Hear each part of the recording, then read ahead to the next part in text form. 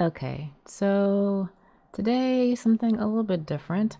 I have talked a little bit about cameras on the channel, not a whole lot because I'm not really a camera person. I love to be, up in the know on what the latest, action cameras and pocket style cameras are. There's the new Pocket 4 that's coming out, but we can't get in the US, and there's the new Insta360 Luna that looks really cool that also isn't available yet. There's the new GoPro that's coming out. There's all kinds of interesting stuff going on in the tiny little camera, action camera, gimbal style camera market. But I'm not like a camera person, so I don't really play around a lot with those. I own an Insta360 X3, and I own the Ace Pro 2, and I have a GoPro Hero 10 Black. So I have stuff, but I honestly I don't go outside. So I don't use these things a whole lot, but I like playing around with them. And recently I got an opportunity to test out an action cam I had never really heard of before. It's the SJCAM SJ6 Ultra. It's a tiny little thing. Tiny little camera. Action cameras are meant to be small and kind of durable, but the special thing with this one is its price. You might have guessed, based off of the total familiarity you have with the brand name, right? SJCAM, that's household name. It's available on Amazon anyway. And it costs about $80. So what can you expect from an $80 action camera from a company you've probably never heard of in your whole entire life? Well, that's what I set about to find out. So let's talk about it.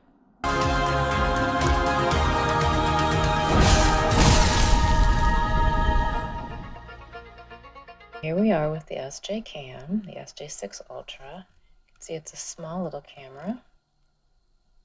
We've got the mounting screw hole on the bottom here. We've got the battery door. It does come with a spare battery in the box. We've got the button controls for settings and power, and the indicator light for power. We've got the shutter button here and the recording indicator light here on the top. Here we've got the speaker and microphone, and you can see the USB-C port for charging, and the micro SD card slot for saving your photos and videos. You'll want to use one. The front, we've got the screen and the lens and some branding, and again a recording indicator light here. So that's the camera. It's very small. I do have a GoPro Hero 10 Black here. It is in its media mod. But even in the media mod, I think you'll be able to see that it's a smaller camera. Media mod notwithstanding, it's like if I line it up here, you can see they're similar, but it's definitely a smaller camera. If you had a comparable mod like this for it, they'd be about the same size in their mods though. It's the GoPro 10 Hero Black. So it's a small little action camera. I will power it on so you can see how long it takes to come on.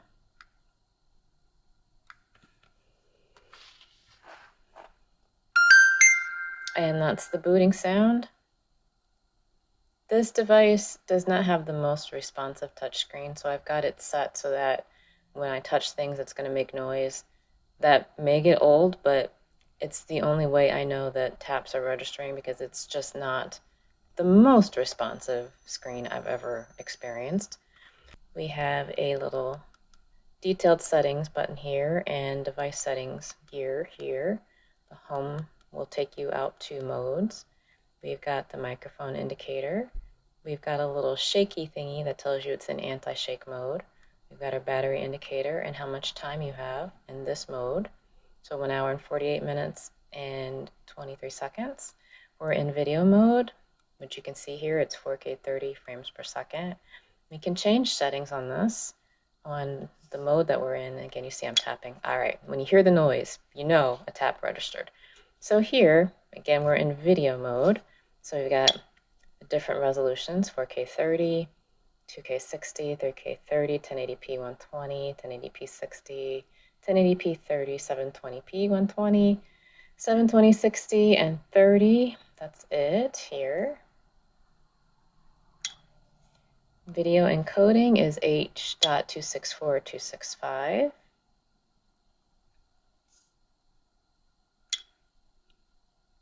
You can have looping video set on. You got 3, 5, 10 minutes or off. Handy if you want to use this in dash cam mode. Non-destructive vertical screen, off or on. Distortion calibration on or off. Image stabilization, you saw the little shaky thing. So you have the default mode is ordinary anti-shake, but you can turn it to horizon lock if you like to do the little spinny camera things. You know you're going to go upside down. You can have that turned on. Pre-recording on or off. See, you see why I have the noise set, right? This mode, in photo and video, this doesn't change. It's just wide. I don't know if other modes this is not grayed out, but it's grayed out in photo or video mode. Got exposure +3 to -3.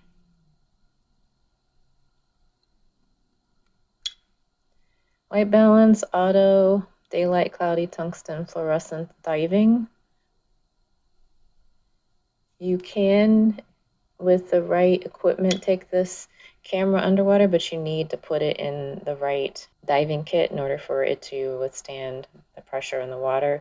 It's water resistant, so you can use it outside, but it's in this mode, obviously with everything open and exposed, especially here, it's not really meant to go, you know, submerged in water. So we've got color, normal, black and white, sepia, warm, cold. Sharpness, standard, strong or soft. Same thing with saturation and contrast and noise reduction. It's all standard, soft or strong. Image brightness, high, medium, or low.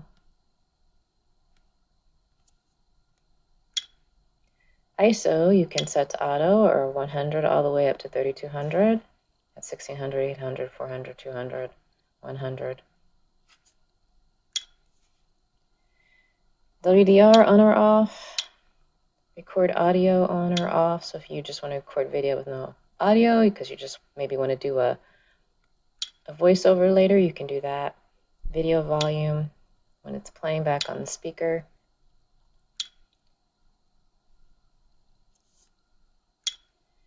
Recording denoising on or off. Date stamping on or off. Logo watermark.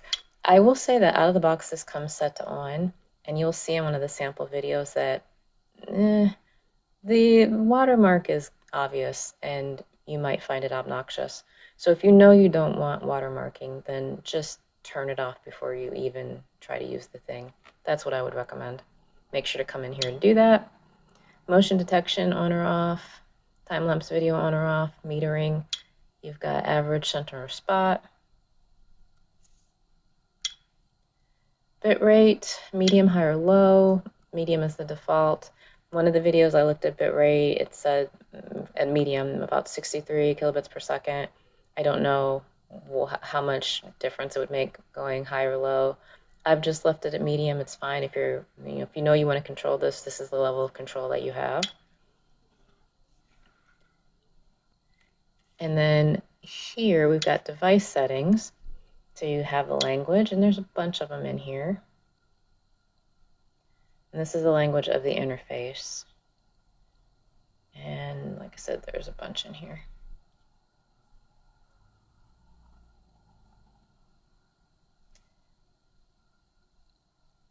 Date and time. This is the device setting the date and the time. Date and time. The time format. You can set it in any of these different formats.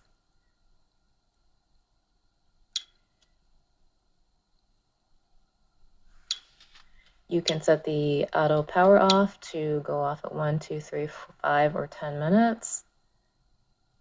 And voice control, if you want to control this with voice, then you can set that language recognition of it for a different language. It's fewer, so be aware of that, than it was for the device language. Oops. If you will have the SJCAM's wireless mic, you can connect directly here by turning this on. You can connect to it in here. I don't have the SJCAM mic. I'm not a big fan of wireless mics because trying to sync them with analog mics I've just found to be annoying, so I'd rather just be all analog. Image rotation, you can turn on or off. Indicator light, you can turn on or off. The prompt tones, which I know you're enjoying, you can turn those on and off. Voice broadcast, if you want to broadcast what's happening on the screen, you can turn that on or off. Your screensaver, 30 seconds, 1 minute, 3 minutes, 5 minutes. Anti-flicker, 60 or 50 hertz. You can set your Wi-Fi band at 2.4 gigahertz or 5. And you can format the SD card. That's what that screen looks like. And you can reset the device, and you can see your device information. SJ6 Ultra and the version of the software. Those are the overall settings. Then you've got your modes here: video, photo, timer photo, burst photo, live streaming, dash cam, so that looping setting you'd want to use here, grabs from video. I do want to note that although this does have a 20 megapixel sensor and you can take photos there, well, I'll just insert one here and then you can make a determination for yourself how you feel about photos from this camera.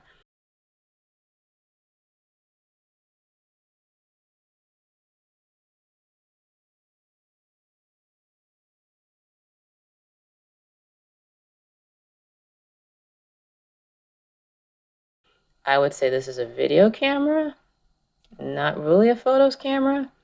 But if you do want to grab photos, I would say grab stills from video. Probably be a better experience. Yeah, you can do slow motion, time-lapse video, and back in video mode. So those are the modes. And then we're back in the primary screen in video mode. So that's what the interface is like. I will say I've pretty much left it in what you see here, 4K 30 with anti-shake default. I've used the built-in microphone, it's pretty decent. And this battery indicator is really helpful, and how much time you have in this mode. I have 1 hour and 48 minutes and 23 seconds that I can record with the battery and on the SD card. And I will say the battery life for standby is really good. I kept this camera in the bottom of my backpack for about 2 weeks, waiting for the right weather to take it outside.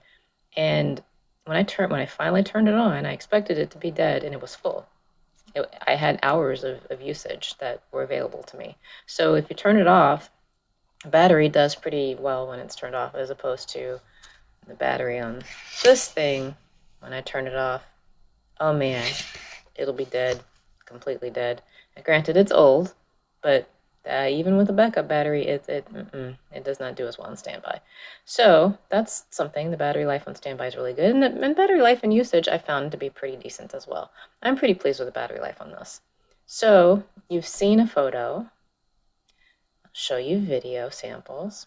Now I'm going to walk a little bit with the SJCAM so we can see how well it does with stabilization. I'm holding it in my hands. I don't have it on a gimbal or any kind of stand, it's just in my hands. So I'm going to walk, and I'm just walking at a slow pace.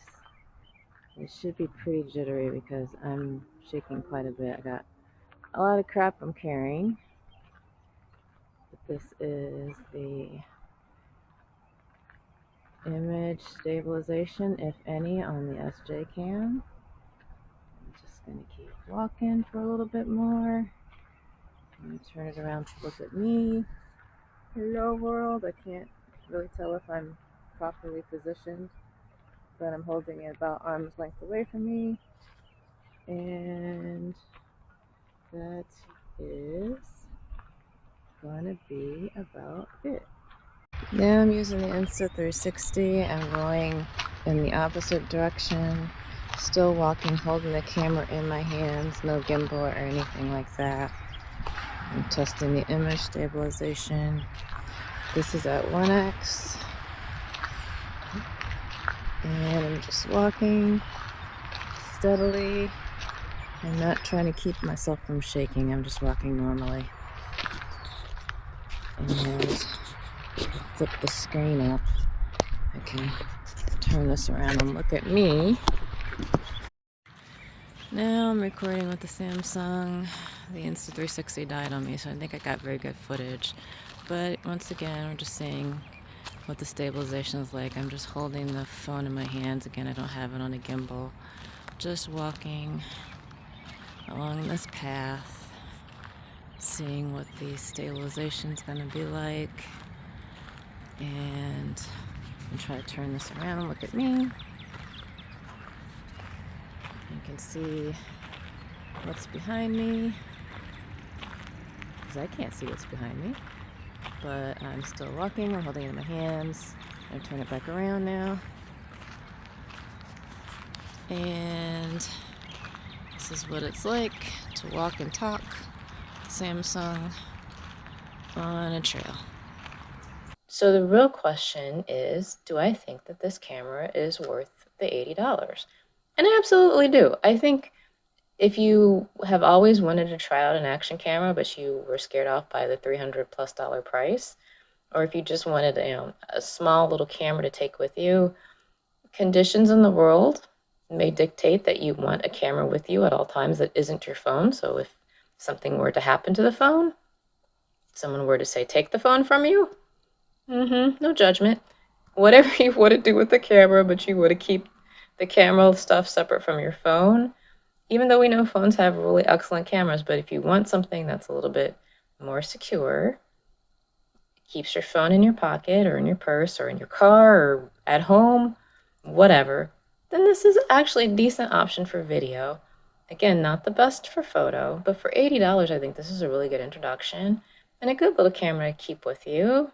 Take, impromptu videos wherever you are. It's an action cam, so it should do pretty well with action. So if you're taking videos of your kids, maybe at athletic events, or you just want to take it on vacation because you want to be able to record, what's going on around you, the scenic views and whatever. And again, you just don't want to deal with having your phone exposed to the world and to the elements, and something like this could be really nifty.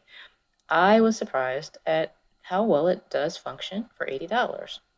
So if you're interested, of course, I'll have a link in the description. I am not connected to SJCAM, had never heard of them, but I am an Amazon affiliate, and that's where this device came from. So if you are interested in buying it from Amazon, and you want to buy it with my affiliate link, I'd be so appreciative. But that's pretty much it. That's all I have to say about this little SJCAM SJ6 Ultra. Not bad for $80, and not bad for an entry-level starting action camera. Maybe from there you'll get the bug to do more. That's all I got. Thanks for watching.